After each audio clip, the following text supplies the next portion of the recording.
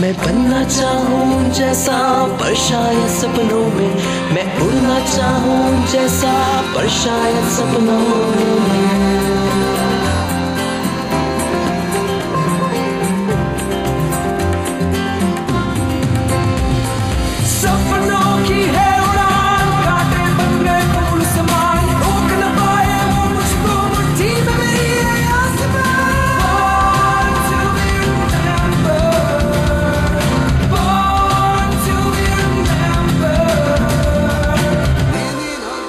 नमस्कार, आदाब, सत श्री अकाल दोस्तों।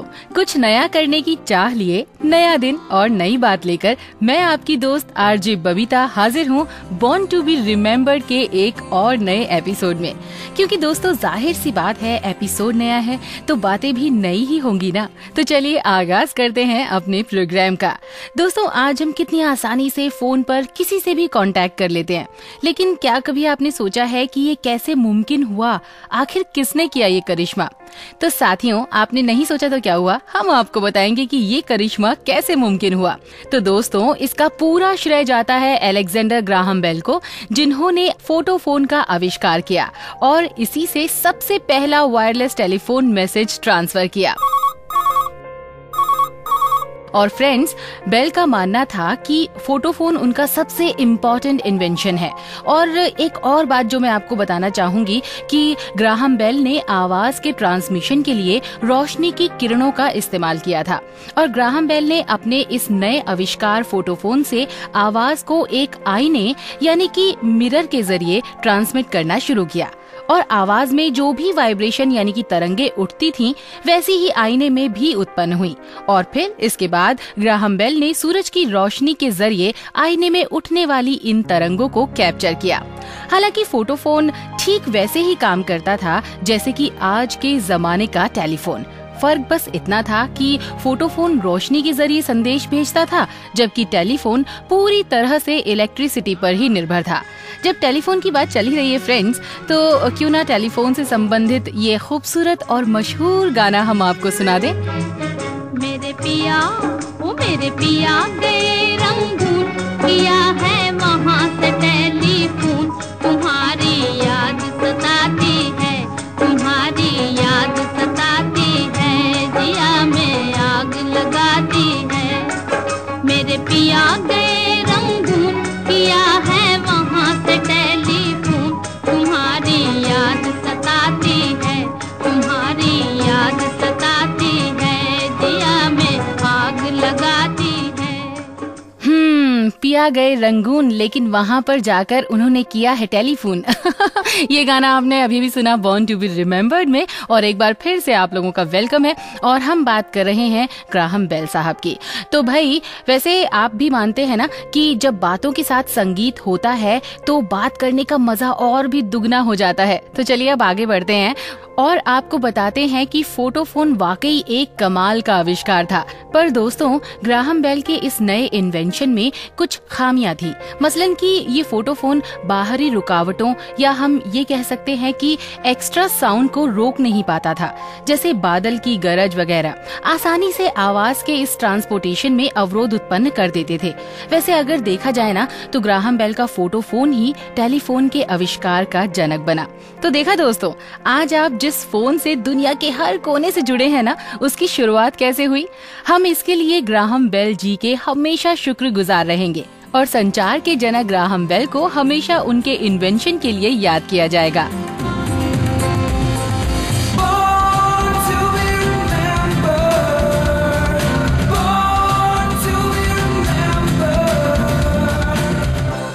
और अब हम अपने सफर को ना थोड़ा सा और आगे बढ़ाने जा रहे हैं और बात करते हैं एक ऐसी हस्ती की जिन्होंने हिंदी सिनेमा में अपना अमिट योगदान दिया।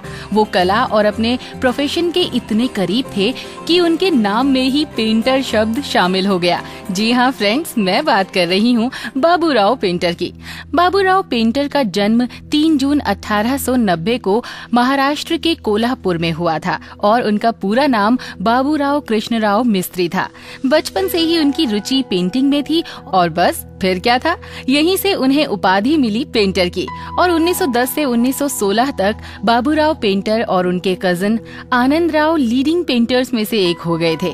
वो वेस्टर्न इंडिया के कई स्टेज बैकड्रॉप्स और संगीत नाटक ट्रूप्स के लिए पर्दे पेंट किया करते थे और फ्रेंड्स, गुजराती पारसी थिएटर भी उनकी कला से अछूता नहीं था। तो दोस्तों, एक बार फिर बाबूराव और आनंदराव बॉम्बे मार्केट से एक मूवी प्रोजेक्टर लेकर आए और यहीं से उन्होंने फिल्म के प्रदर्शन के साथ साथ सिनेमा की इस कला को और जानने और सीखने की शुरुआत की। दोस्तों, आनंदराव ज्यादातर सिनेमेटोग्राफी सीखने में ही बिजी रहते थे और इस तरह उनका नया वेंचर जोरों से चल रहा था। लेकिन दुर्भाग्यवश 1916 में आनंदराव की असमय मौत ने बाबूराव को अकेला कर दिया। लेकिन दोस्तों, बाबूराव वहां पर रुके नहीं, वो आगे बढ़ते गए। और दोस्तों, बाबूराव जी सिर्फ पेंटिंग तक ही खुद को सीमित नहीं रखना चाहते थे। बाबूराव पश्चिमी भारत के लीडिंग स्टेज पेंटर्स में से एक थे, लेकिन उनमें कहीं न कहीं फिल्मों को लेकर भी काफी रुचि थी और बस इसी वजह से उन्होंने 1919 में महाराष्ट्र फिल्म कंपनी की स्थापना की, जिसके लिए उन्होंने अपने ही सबसे बड़े प्रशंसक तनीबाई कागोलकर से पैसे उधार लिए थे। इसके बाद उनके पुराने साथी दामले, एस फतेहलाल और बाद में वी शांताराम भी उनकी कंपनी में शामिल हुए। दोस्तों, यहाँ से मैं आपको बताना चाहूंगी कि बाद में इन्हीं तीनों ने मिलकर प्रभात कंपनी को भी स्थापित किया था और फिर बाबूराव जी की पहली फिल्म पर्दे पर आई। वो थी 1920 में आई फिल्म सैरंध्री। दोस्तों, बाबूराव जी की आगे की फिल्में काफी सफल हुई थीं और उन्हें आलोचकों के पॉजिटिव कमेंट भी मिले थे और इन्हीं बातों से बाबूराव को आगे भी और अच्छा और नया काम करने की प्रेरणा मिली। साथियों, बाबूराव बेहद टैलेंटेड थे। वो पेंटर होने के अलावा खुद ही स्क्रीन प्ले भी लिखते थे और इसके अलावा एक और बात जो उनमें खास थी ना, वो ये थी कि बाबूराव ने ही पेंटेड पर्दों के पैटर्न को हटाकर एक सॉलिड लाइव स्पेस को बतौर सेट इस्तेमाल किया और तो और उन्होंने आर्टिफिशियल लाइटिंग इंट्रोड्यूस की। और जानते हैं, 1921 से लेकर 1922 के शुरुआती दौर में उन्होंने ही सबसे पहले बुकलेट्स लॉन्च की, जिसमें फिल्म के फोटोग्राफ्स और बाकी डिटेल्स हुआ करती थी। How interesting. मतलब कि इससे पहले अगर आप सोचते कि फिल्म के फोटोग्राफ्स और बाकी डिटेल्स आप जाने तो नहीं जान पाते। और रुकिए, अभी लिस्ट तो खत्म नहीं हुई है, बहुत सारी लंबी चौड़ी लिस्ट है मेरे पास। 1923 में बाबूराव की फिल्म सिंहागढ़ इतनी बड़ी हिट साबित हुई कि इसके बाद ही रेवेन्यू डिपार्टमेंट ने एंटरटेनमेंट टैक्स लगाना शुरू कर दिया। पर इन सभी बातों के बीच जब 1931 में साउंड को सिनेमा में इंट्रोड्यूस किया गया तो इससे बाबूराव पर कोई फर्क नहीं पड़ा। कुछ और साइलेंट फिल्मों के बाद महाराष्ट्र फिल्म कंपनी ने साइलेंट फिल्में बनानी बंद कर दी। दोस्तों, बाबूराव कभी भी टॉकी मूवी के पक्ष में नहीं रहे। उनका मानना था कि इससे इतने वर्षों में बनाए विजुअल कल्चर पर बुरा असर पड़ेगा। पर दोस्तों, अलग सोच रखने वाले और हमेशा कुछ नया कर दिखाने वाले इस कई प्रतिभाओं के धनी बाबूराव जी ने 16 जनवरी 1954 को इस दुनिया और सिनेमा को अलविदा कह दिया। तो साथियों, आज के दिन हम बाबूराव जी को उनके हिंदी सिनेमा में अनमोल कंट्रीब्यूशन के लिए सलाम करते हैं। वो तो इस दुनिया से चले गए, लेकिन जब तक भारतीय सिनेमा अस्तित्व में रहेगा तब तक बाबूराव पेंटर का नाम जीवित रहेगा। आज उनकी बर्थ एनिवर्सरी पर हमारी पूरी टीम की तरफ से उन्हें भावभीनी श्रद्धांजलि।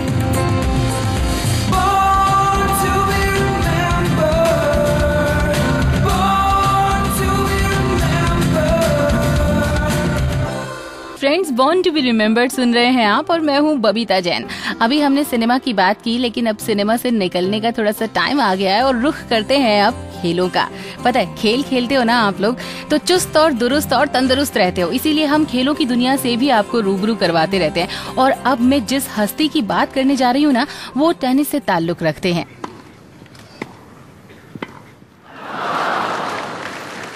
और आज ही के दिन यानी कि 3 जून 1986 को उनका जन्म हुआ था।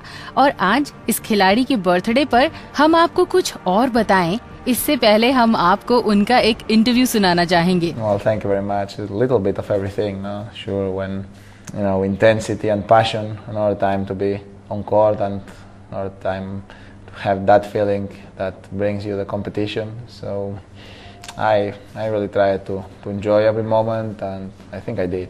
Every tournament means a lot to me and is very important, and I enjoy it a lot. तो दोस्तों, पता चला मैं किसकी बात कर रही हूँ? हम बात कर रहे हैं स्पेन की मशहूर टेनिस खिलाड़ी राफेल नडाल की, जिन्होंने विश्व के नंबर 1 खिलाड़ी होने का खिताब प्राप्त किया है। और दोस्तों, राफेल नडाल को लोग प्यार से रफा भी बुलाते हैं। और नडाल की खास बात ये है कि ये खेलते हैं बाएं हाथ से और लिखते हैं दाएं हाथ से। और जब ये टेनिस की बॉल को घुमाते हैं तो देखने वाला बस देखता ही रह जाता है।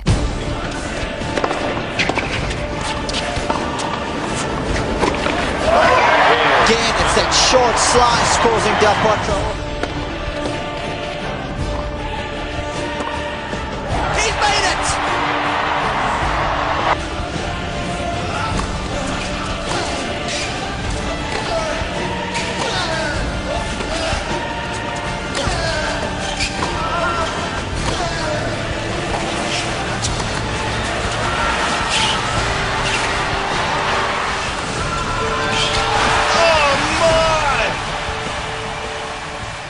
और दोस्तों, टेनिस का हुनर तो इनके अंदर बचपन से ही था और महज 4 साल की उम्र से ही नडाल ने टेनिस खेलना शुरू कर दिया था। और दोस्तों, बचपन की ट्रेनिंग में इनके कोच बने उनके अपने अंकल टोनी, जो बाद में काफी लंबे समय तक इनके कोच रहे। और दोस्तों, अगर हम नडाल की बचपन की बातें करें ना, तो नडाल बचपन में काफी शरारती थे और स्कूल से जल्दी घर आ जाते थे, क्योंकि उन्हें अपना फेवरेट जापानी एनिमेटेड प्रोग्राम गोकू और ड्रैगन बॉल देखना होता था। नडाल अक्सर बचपन में अपने दोनों हाथों से खेला करते थे, लेकिन 9 से 10 साल की उम्र में नडाल की इस आदत को उनके अंकल ने सुधार दिया और फिर वो अंकल के सिखाई ट्रिक्स के अकॉर्डिंग खेलने लगे। और दोस्तों, आपको मैं एक और बात बता दूं कि नडाल सिंगल्स में ग्रैंड स्लैम का खिताब जीत चुके हैं और सन 2008 के ओलंपिक्स में सिंगल्स में स्वर्ण पदक उन्होंने अपने नाम दर्ज कराया है। तो है ना ये कमाल की हस्ती। और नडाल की इन सफलताओं को देखकर इनको the king of the clay की उपाधि भी दी गई। साथियों, यहाँ अगर हम इतिहास के कुछ पन्नों को पलटें तो हम पाएंगे कि अक्सर खिलाड़ी और ग्लैमर का काफी करीबी रिश्ता होता है। और हो भी क्यों ना, स्पोर्ट्स और ग्लैमर दो ही चीजें तो एंटरटेन करती हैं। इसीलिए टेनिस के साथ साथ नडाल का ग्लैमर की दुनिया की तरफ भी काफी रुझान है और वो 2010 में शकीरा की एक एल्बम जिप्सी में भी उनके साथ नजर आए। Are you coming with me? I might steal your clothes and wear them if they fit me. Never made agreements, just like a gypsy. And I won't back down 'cause life's already bit me. And I won't cry, I'm too young to die if you gon' quit me. 'Cause I'm a gypsy. 'Cause I'm a gypsy. Friends, बात चल रही है Rafael Nadal की और Nadal की एक और खास बात है जो कि मैं अब आपको बताना चाहूंगी कि वो आंद्रे अगासी के बाद दूसरे पुरुष खिलाड़ी हैं जिसने गोल्डन स्लैम को पूरा किया है। और 2008 में नडाल ने एक साथ 32 मैच जीतकर एक श्रृंखला बनाई थी। और दोस्तों, राफेल नडाल की पॉपुलैरिटी इतनी ज्यादा है कि नडाल के बचपन के फेवरेट एनिमेटेड सीरियल को ध्यान में रखते हुए ही मीडिया ने नडाल को the dragon ball of tennis का टाइटल भी दिया। तो दोस्तों, आज नडाल के इस स्पेशल डे पर हम उन्हें ढेर सारी शुभकामनाएं देते हैं और यही दुआ करते हैं कि वो अपने करियर में और भी ऊंचाइयों पर जाएं। आज उनके जन्मदिन पर हम उनको हार्दिक बधाइयां देते हैं पूरी बॉर्न टू बी रिमेम्बर्ड की टीम की तरफ से।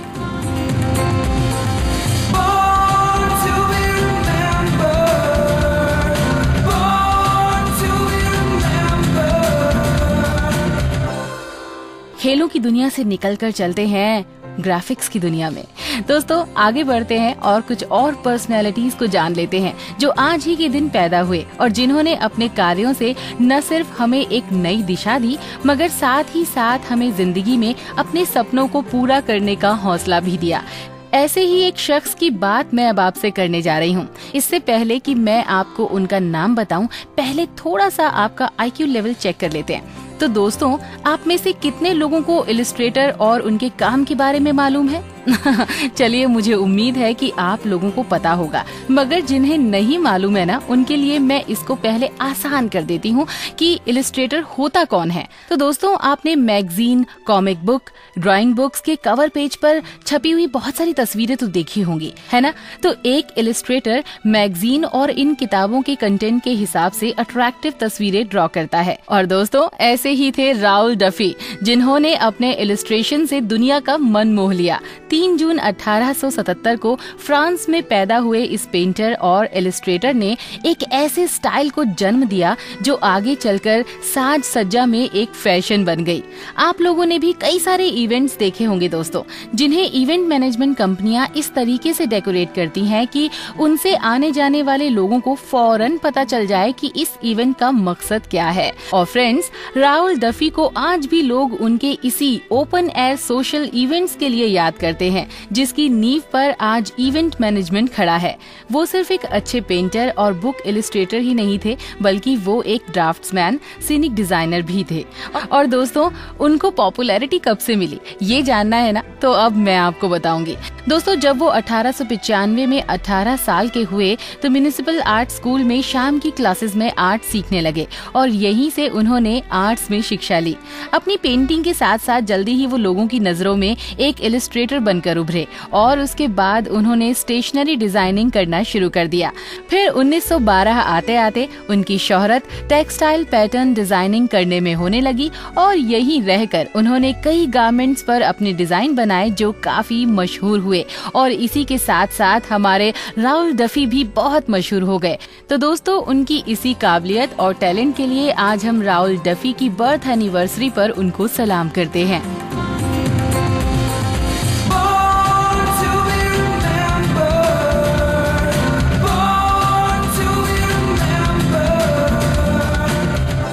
तो दोस्तों, चलिए क्रिएटिविटी की फील्ड में बने रहते हैं और एक इलस्ट्रेटर की जिंदगी के सफरनामे से अब हम आपको आगे लेकर चलते हैं और एक पोएट की जिंदगी की कुछ बातें जानने की कोशिश करते हैं। लेकिन उससे पहले मैं आपको उनकी एक पोएम सुनाना चाहूंगी, ताकि आप सब भी थोड़ा बहुत उनके लफ्जों में छुपे दर्द और उनकी पीड़ा को समझ सके। I saw the best minds of my generation destroyed by madness, starving hysterical naked, dragging themselves through the Negro streets at dawn, looking for an angry fix. मुझे उम्मीद है दोस्तों कि आपने एलन जीन्सबर्ग, जी यही नाम है उनका, कि इस पोएम से आपने अंदाजा लगा लिया होगा कि वो एक तरह से ऐसे पोएट थे जिन्होंने मिलिटरिज्म, इकोनॉमिक मटेरियलिज्म के खिलाफ अपनी पोएट्री के द्वारा अपनी आवाज बुलंद की। और दोस्तों, एलन का जन्म हुआ 3 जून 1926 को अमेरिका के न्यू जर्सी शहर में और उनको बचपन से ही लिखने का शौक था। इसीलिए तो दोस्तों, अपनी युवावस्था में ही उन्होंने अमेरिका के सबसे मशहूर अखबार द न्यूयॉर्क टाइम्स को पॉलिटिकल इशू पर लेटर लिखने शुरू कर दिए और उनके लेटर्स में जहां दूसरे विश्व युद्ध का जिक्र होता था, वहीं वो वर्कर्स राइट की भी बात अपने खतों में लिखा करते थे। आपको याद होगा फ्रेंड्स कि कुछ दिन पहले हमने एक और पोएट के बारे में आपको बताया था। जरा दिमाग पर जोर डालिए। अच्छा सॉरी, पहले मैं उस पोएट का नाम बता दूं तो शायद आपको याद आ जाए। दोस्तों, मैं जिक्र कर रही हूँ वॉल्ट व्हाइटमैन का, जिनके बारे में मैंने आपको 31st के एपिसोड में बताया था। देखिए, मुझे याद है, लेकिन आपको कोई बात नहीं। चलो अच्छा, मैं आगे बढ़ती हूँ। और एलन जीन्सबर्ग क्योंकि पढ़ने के बहुत शौकीन थे ना, इसीलिए उनके टीचर्स ने उन्हें वॉल्ट व्हाइटमैन को पढ़ने की सलाह दी। और बताने की जरूरत नहीं है कि वॉल्ट की तरह ही एलन भी काफी हद तक सोशल इनजस्टिस के बारे में उम्र भर लिखते रहे। और दोस्तों, 1943 में ग्रेजुएट होने के बाद एलन स्कॉलरशिप लेकर कोलंबिया यूनिवर्सिटी में चले गए और फिर 1945 में कोलंबिया यूनिवर्सिटी में रहते हुए ही एलन जीन्सबर्ग जेस्टर मैगजीन के लिए कोलंबिया रिव्यू लिखने लगे और इसी मैगजीन में लिखते हुए उन्होंने वुडबेरी पोएट्री प्राइज जीता। One extended motion, wind undulating on mossy hills, a giant wash that sank white fog delicately down red runnels on the mountainside whose leaf branch tendrils moved a sway in granitic undertow down. No imperfection in the budded mountain. Valleys breathe, heaven and earth moving together. Daisies push inches of yellow air, vegetables tremble, green atoms shiver in grassy mandalas. Sheep speckle the mountainside, revolving their jaws with empty eyes. The great secret is no secret. My skull and Lord Hereford's knob equal all Albion one. तो दोस्तों, Elon उन poets में से एक थे जिन्हें beat generation का बेहतरीन राइटर कहा जाता है और उनका नाम मशहूर पोएट्स के साथ लिया जाता है। तो दोस्तों, ये थी एक छोटी सी दास्तान एलन जीन्सबर्ग की जिंदगी की। तो दोस्तों, आज एलन जीन्सबर्ग के बर्थ एनिवर्सरी पर हम इस महान पोएट को श्रद्धांजलि पेश करते हैं।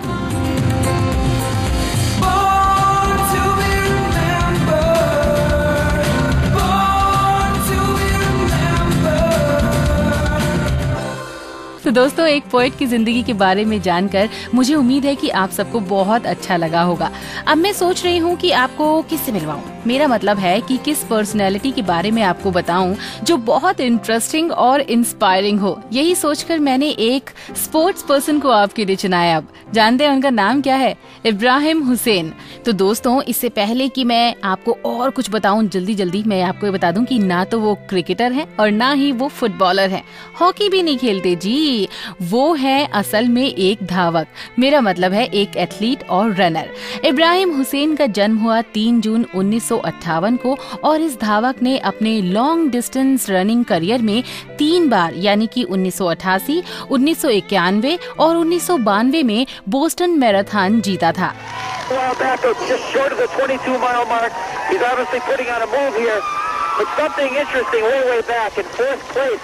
All right, Tim, thank you very much. Greg Meyer, as Ibrahim Hussein has basically taken control of this race. Ibrahim Hussein will win his second Boston Marathon. And, of course, he's coming down to the cheers of the thousands that have lined the streets here in Boylston Street. To the finish. Ibrahim Hussein.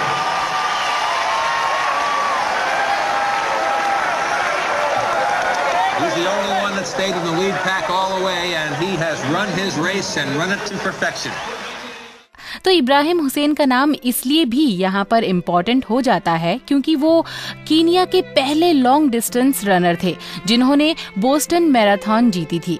सिर्फ Kenya के ही नहीं, असल में वो पहले African थे। और फिर दोस्तों, 1988 के बाद कीनिया के लिए इब्राहिम हुसैन जैसे एक प्रेरणा स्रोत बनकर उभरे, क्योंकि उस पहली जीत के बाद तो बोस्टन मैराथन में अगर किसी का दबदबा रहा तो वो कीनिया के धावकों का ही रहा। और 1988 की पहली जीत के बाद ऐसा सिर्फ 2 ही बार हुआ जब किसी अफ्रीकन देश के अलावा किसी और देश ने बोस्टन मैराथन को जीता हो। वेल दोस्तों, हम उनकी जीत की बात कर रहे हैं तो मैं आपको बता दूं कि इब्राहिम हुसैन की पहली जीत कोई आसान नहीं थी। It was a photo finish जिसमें सेकंड्स के आखिरी हिस्से में उन्होंने अपनी जीत दर्ज की। सिर्फ बोस्टन मैराथन ही नहीं, इब्राहिम ने उससे पहले 1987 में न्यूयॉर्क सिटी मैराथन को जीतकर अपने आने का ऐलान कर दिया था। तो फ्रेंड्स, इब्राहिम हुसैन ने अपने देश के न जाने कितने बच्चों को जीत के लिए प्रेरित किया। और दोस्तों, उनकी सफलता का अंदाजा इसी बात से लगाया जा सकता है कि कीनिया आज दुनिया में लॉन्ग डिस्टेंस रनिंग में अपनी एक अलग पहचान बना चुका है। तो इस महान खिलाड़ी को उनके जन्मदिन पर हम सब मिलकर मुबारकबाद देते हैं।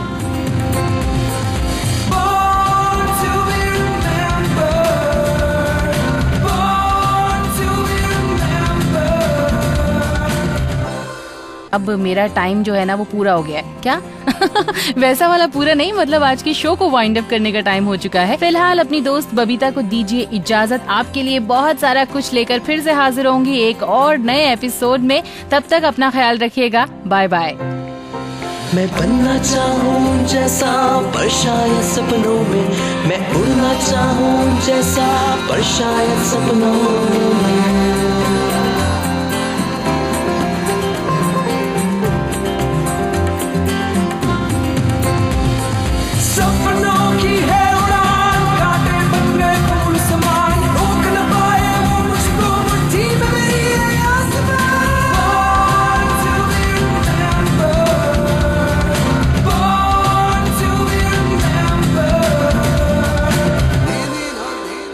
इस कार्यक्रम के कार्यकारी निर्माता जैनेंद्र सिंह,